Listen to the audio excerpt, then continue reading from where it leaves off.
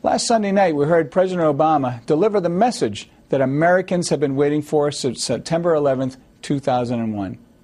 It's a very rare thing when so many people across the world observe the loss of life with something other than regret. But this man, the late Osama bin Laden, had chosen his fate long before in a life filled with cruelty. If he expected mercy when our forces found him, that was asking much more than he was ever known to give. This was a man who rejoiced in the suffering and death of others, who set in motion all of the horror and grief of 9/11 and considered it just a start.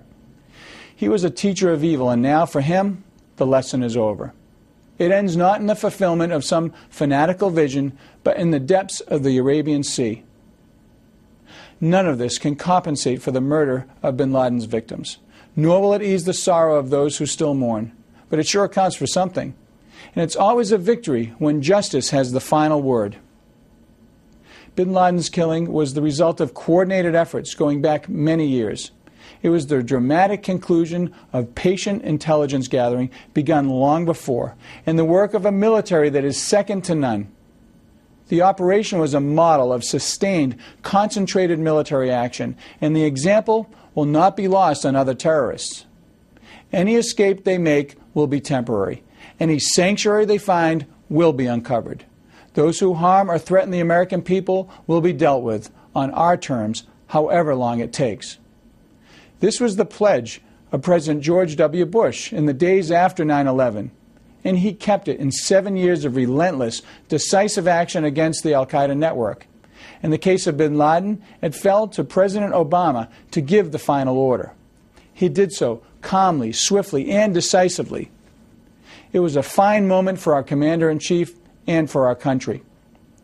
Above all, this past week has reminded us of the skill and special courage of those who choose to take on the toughest missions in service to America. Our combat forces are the ones we call when the need is the greatest. They give their all and seek no special praise for what they do. They're the best we have. And what great news it was on Sunday night that the mission to kill bin Laden succeeded and every man came back safely. The men and women of the armed services have sacrificed so much already in the war on terror. And as much as we all wish it could be ended as suddenly as and as permanently as the career of bin Laden, the war goes on. And it still demands our attention and our commitment to victory.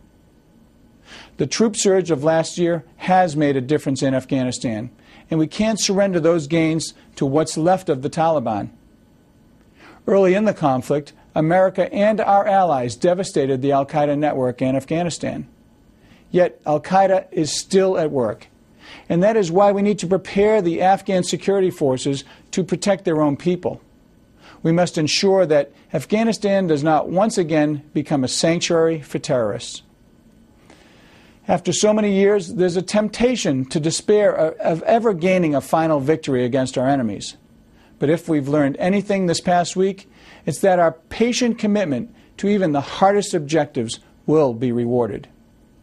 We all heard it said that bin Laden was beyond our reach, in some remote corner of the earth, and after almost a decade, we could surely never find him. But let me tell you, it's always a mistake to bet against American resourcefulness and determination. These qualities led us to the man who started this war. They will lead us to victory in that war. And as always, the credit will belong to the skill and raw courage of the armed forces of the United States of America. May God bless them all, and may He always watch over the country they serve. This is Senator Scott Brown. Thank you for listening.